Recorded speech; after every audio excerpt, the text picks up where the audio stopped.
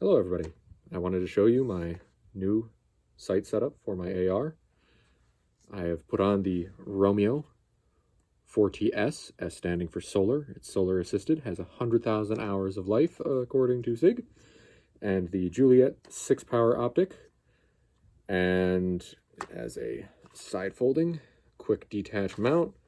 I personally don't want to take it off because SIG says that it's fine, it won't lose zero, but I'm paranoid and there's no real reason for me to take it off. But something that I actually really like that SIG did is the mounting hardware locks on. And back to why I put this on here. So what I've seen is the variable precision optics and then the dot and magnifier setup dominate the market for the two main avenues as to which people tend to go down.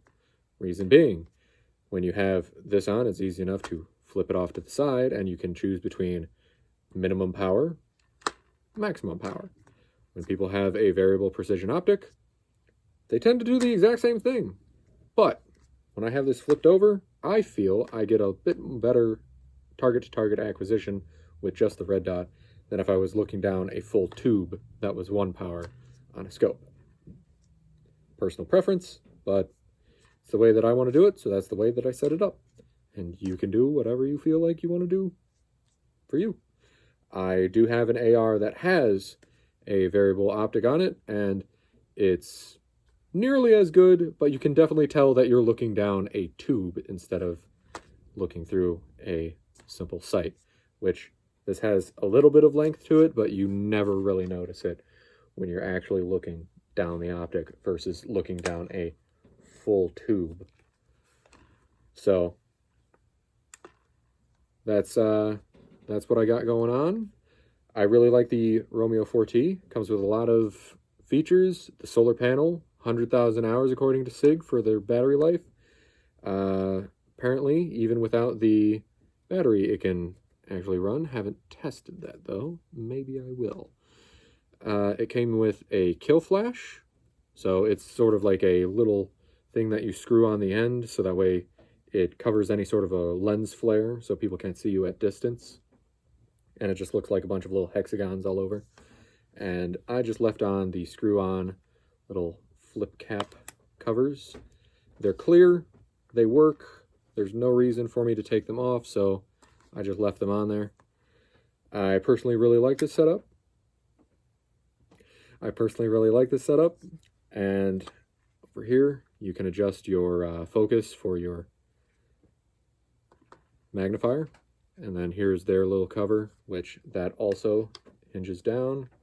I just took it off so that way I could show you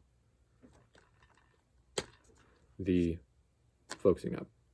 So overall, this entire setup ended up costing me about $1,000, which may seem steep, but at the same time, SIG makes very decent optics, and I feel like this had a lot of very good features that accommodate me very well. When I sighted it in, these two really worked very well together, Romeo and Juliet. Who would have known? We ended up at about 50 yards, so that way we could actually see them. I was on a bench rest. I was getting minute of angle. Every now and again I would get a flyer, but that was just me. We took it out to 100, but unfortunately, we couldn't see too well. I would look through the scope, and it's hard to judge how large they were, but it appeared to be the same to me. Or scope, magnifier, whatever. It appeared to be the same to me. We don't have any evidence of this because at the public range to which we go, they cease fire every 30 minutes, and by the time you actually get up there, it's like, ah yes, I know exactly how all 8 of these targets were shot. Allow me to go through it. And we just felt like it would seem fake if we tried to fake it. So we try to be real on this channel, and that's basically why. So thank you very much for watching. If you have any questions, comments, or concerns, leave a comment, and we'll try and get back to you. Maybe we'll make an update video.